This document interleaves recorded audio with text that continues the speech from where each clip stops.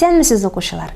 Үткән дәрестә Афина демосы аксиякләренең изүенә ризасызлык белдерә башлаган дип теманы тәмамлаган идек. Бүген әлеге ризасызлыклар нинди нәтиҗәләргә китерүен ачыклап китәрбез. Теманы өйрәнгәндә түбәндәге бүлекләргә тукталырбыз. Демос аксиякләргә каршы баш күтәрә, бурыч кыллыгын бетерү, Афина белән идарә итүдә үзгәрешләр. Салон Афинадан китәргә мәҗбүр була. Антикада күпчелекне тәшкил иткән гади халык озчылык аксиякләр изүендә яшәгән.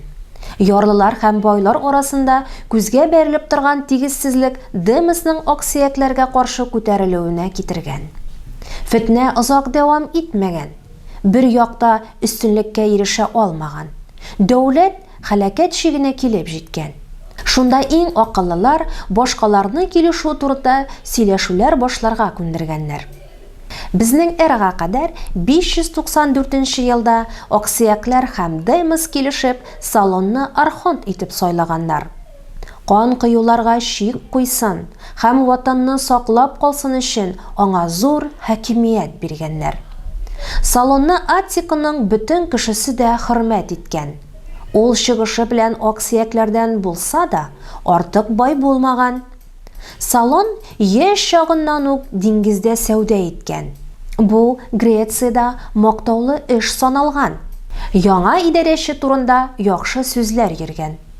Ул бик намуслы, акыллы булган, шигырьләр язган. Салон дәүләт эшләренә керешкән һәм яңа законнар урнаштырган. Аларны кеше биеклегендәге агач такталарга язганнар һәм бөтен кеше укып танышсын өчен шәһәр мәйданнарына куйганнар. Укучылар, сез ничек уйлыйсыз? Салон беренчеләрдән булып кемнәрнең мәсьәләләрен хәл иткән икән? Салон иң элек басулардан бурыч ташларын алып ташларга кушкан. Игенчеләрнең шатлыгы чиктән ашкан. Бөтен бурычлар бетерелгән һәм бер кемгә дә кыллык куркынычы янамаган. Салон үзенең шигырьләрендә образлы итеп Аттика җирен азатлык алган кыл хатын дип атаган. Шул вакыттан башлап ярлы кеше үзенең яңа бурычын бары тик үз милкәте белән түләгән.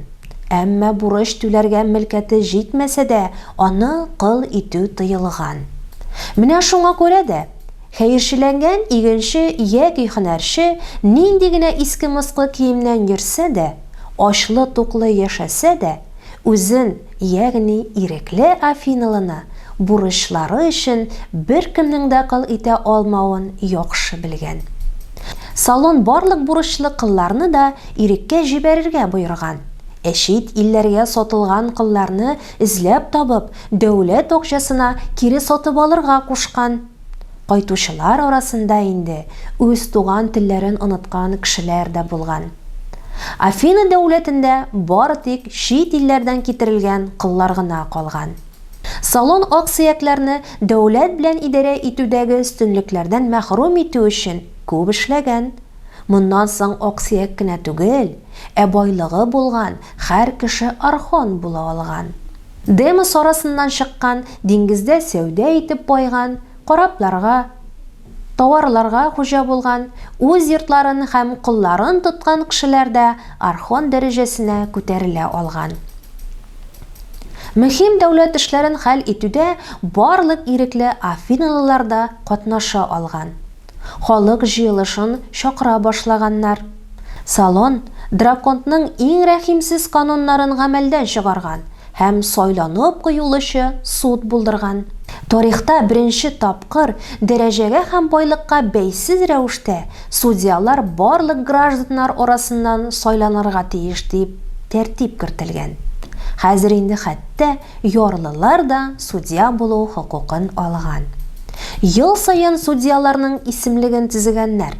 Анда җирәбә буенча начар эш кылмаган, 30 яше тулган Афиналылар кертелгән суд утырышлары ничек узган соң? Теләге булган һәр Афиналы суд утырышларында катнаша алган. Судьялар агач скамьяларга утырганнар. Гадәттә архонт рәислек иткән. Гаепләүче һәм шаһитлар бер-бер артлы чыгыш ясаганнар. Аннан судьялар яшерен тавыш бирүгә керешкәннәр. Һәр кайсы бронза савытка 2 ташның берсен яисә болшык чүлмәк ватыгы ташларга тиеш булган. Кара таш гаепләүне, агы аклауны аңлаткан. Әлеге ташлар астраканнар, ягъни чүлмәк ватыклары дип аталганнар. Хезмәтчеләр ташларны барысының да күз алдында санаганнар. Бирелгән тавышның күплегенә карап, хөкем карары чыгарылган. Тавышлар тигез бүленгән очракта гаепләнүче акланган булып саналган. Закон нигезендә судсыз Афиналарны төрмәгә утырта алмаганнар.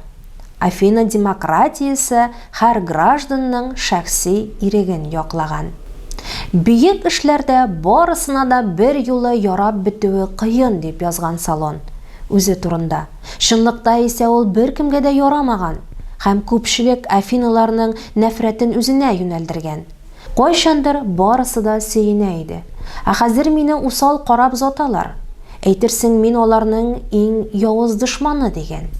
Ничек уйлыйсыз? Салонның законнары кайсы катлауга ошамагансың? Салон байларның ачуын чыгарган. Чөнки аларны бушка эшләүчеләрдән мәхрүм иткән.